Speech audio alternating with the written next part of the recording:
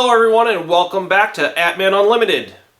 This is going to be the first video in what will probably end up being a pretty long series of videos where we are going to do a deep dive in now the electrical systems of CNC machines. But before we can really adventure into that realm, we need to have a foundation, a base of understanding of basic electrical principles. We're going to be talking about power. Everybody likes talking about power, right?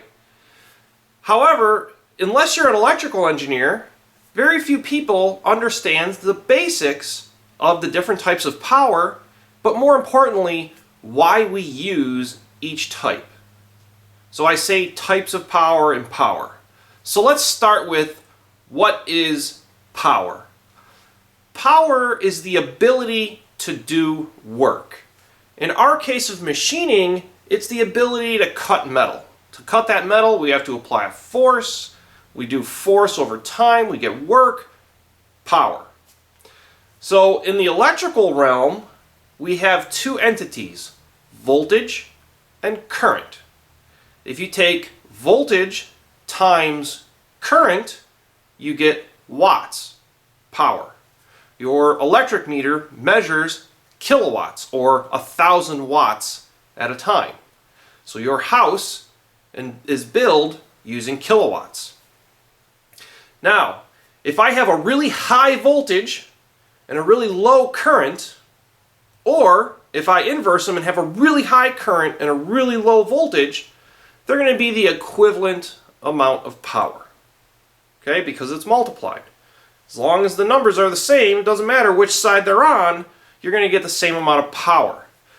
That's why when you typically hook up a motor and it can handle two different voltages, if it handles 208 or 440 or 480, then you typically see the current double. So at 208, it needs twice the amount of current as it does at 480. That's because of the voltage times the amps, power. Okay, so we're going to do another whole video on explaining more in detail volts and amps.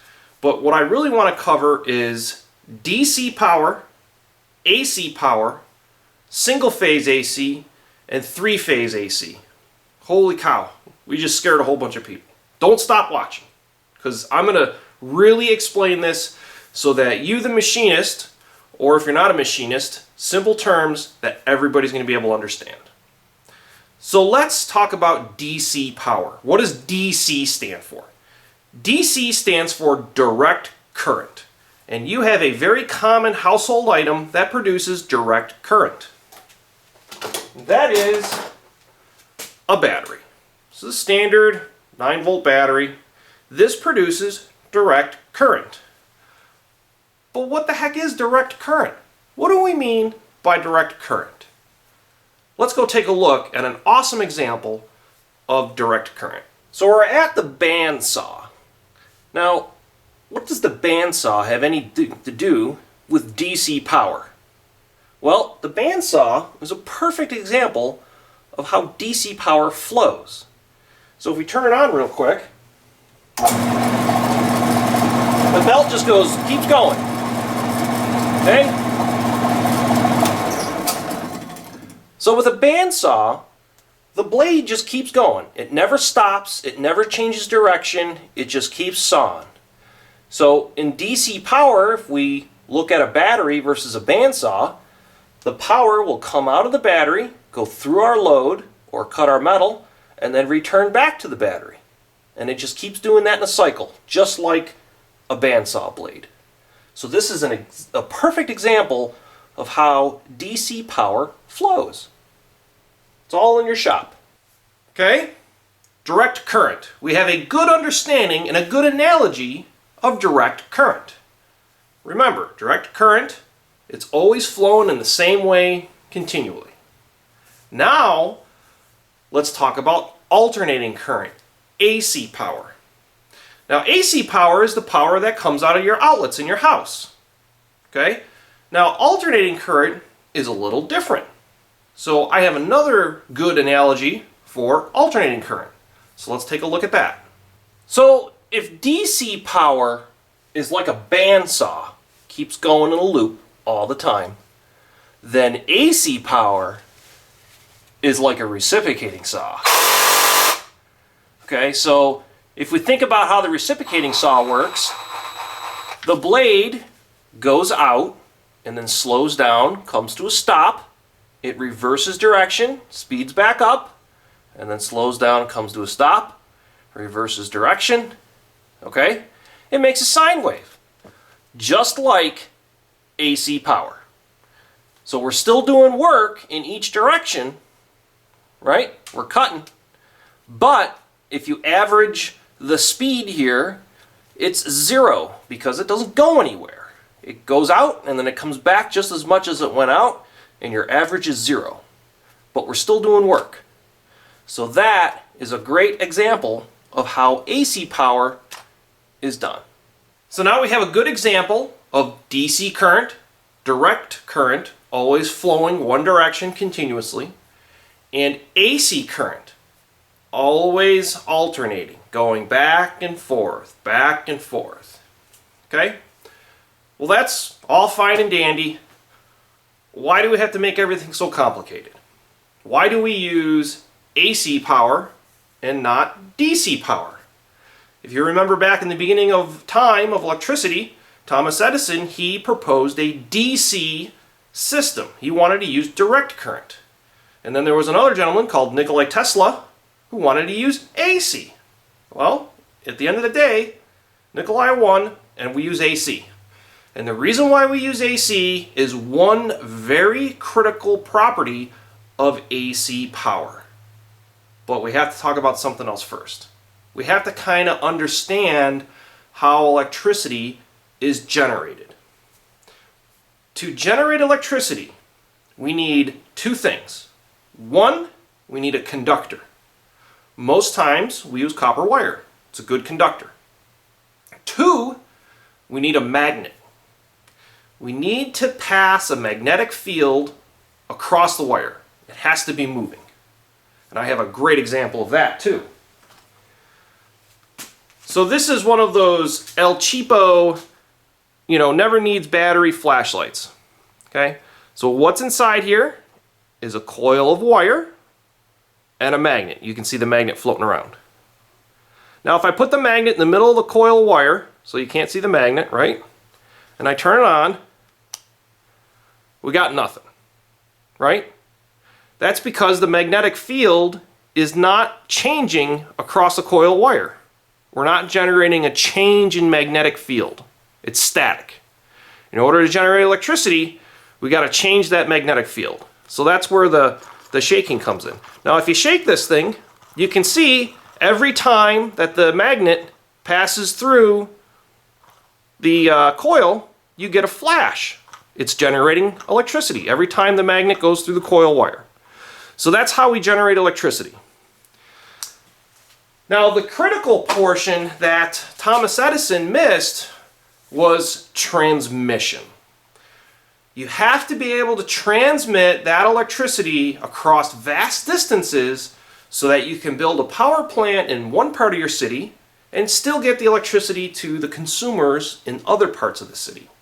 And that's where AC comes into light. Because the current is always alternating, if you put AC power into a coil of wire, it will then generate an ever-changing magnetic field. Okay?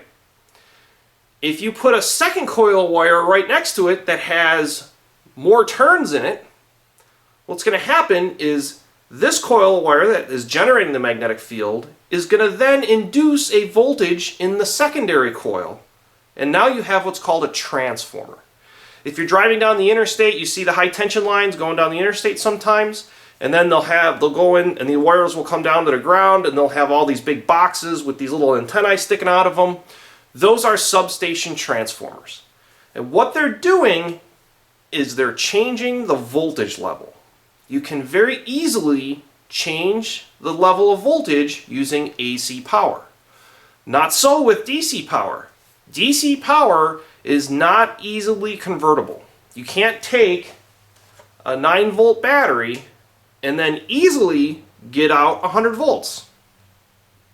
You can in today's day, using some high state or high complex electronics, but back in 1900s, you couldn't do that. With AC, all you need is 2 coils of wire, and now you can change your voltage level. So why do we change our voltage level? Well, remember back in the beginning of the video we talked about power, and we said if we have a really high voltage and a really low current, or a really high current or really low voltage, we have the same amount of power. We utilize very high voltages to transmit power long distances because at high voltages they need less current. Okay, and we'll talk about that more later on in the series. But that is why we use AC power, because it's very easy to convert and step up and down the voltage so that we can get good, efficient transmission of power. So there's the DC, the AC, and why we use AC power. Now, once it comes into your home and you plug your radio into it, the first thing your radio or your TV or any modern electronic device does is it takes the AC power and converts it to DC power. Electronics need DC power, not AC power. But because we have the transmission problem, that's why we standardize using AC power everywhere. Now with AC power, there's also a really cool fundamental item with it that makes motors and driving motors very convenient. If you think about a sine wave that goes up and down, think about it as going in a circle instead.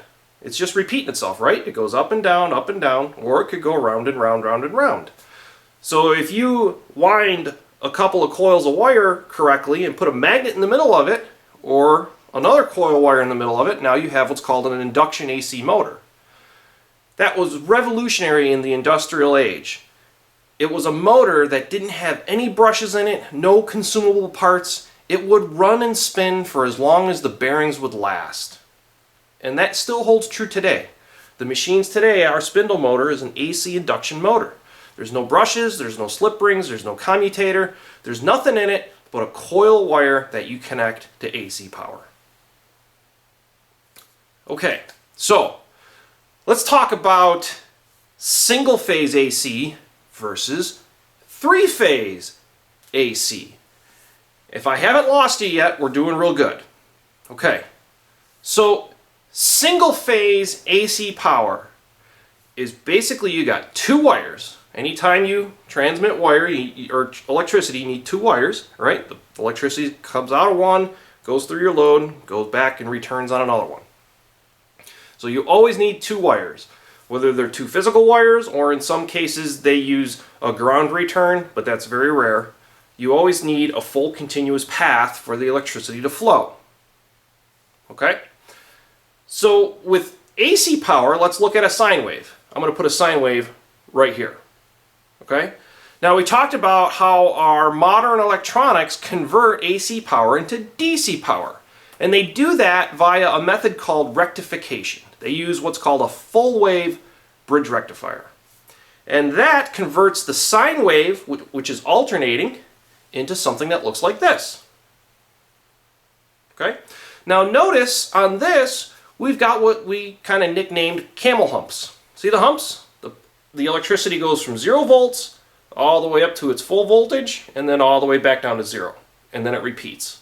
And it just keeps going along. Okay? Now, this is not horribly efficient. If you notice, there's all this time in between each one of the peaks where you have this trough where the effective power on the wire is 0. Right? Well, the reason why we came out with 3-phase power is because we get an approximate 70% increase in the amount of power that we can transmit with only a 50% increase in the material cost to do it. So by adding 1 more wire, we go from 2 wires to now 3 wires. We increased our material cost by 50% because we added 1 wire. But now we're transmitting over 70% more power through those 3 wires. And the reason why we can do this is all about the fundamentals of AC.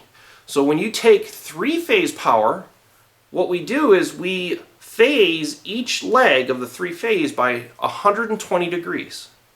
So when one leg is at peak, the other two legs are almost 50 to 60% in their valleys. So the current gets shared between the wire that's at its peak with the two wires that are closer to the valleys. And then it just keeps swapping. Okay? So here's a picture of what AC looks like. Notice it's still sine waves.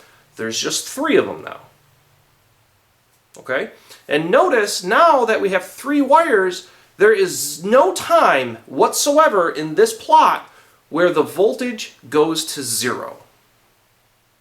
Okay? So by filling in that dead time that we had with single phase, with an extra phase, now we get much more efficient usage of the current carrying capacity of those wires. So that's why we use 3-phase.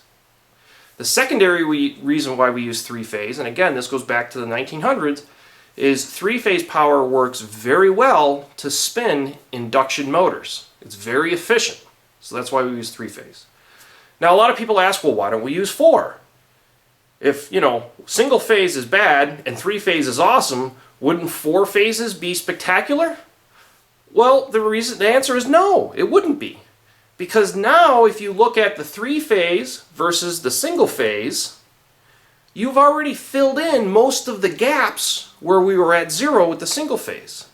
So if we added a 4th phase to this, you're going to see very, very little increase in our power carrying capacity for another 25% increase in our wiring costs. Okay? Or I'm sorry, a 33% increase in our wiring costs. We're going from 3 wires to 4, so that's going to be another 33% adder. You're not going to be able to transmit 33% more power just by adding an extra wire. So that's why we don't use 4-phase. We use 3-phase. It's the most efficient. It's in this sweet butter zone.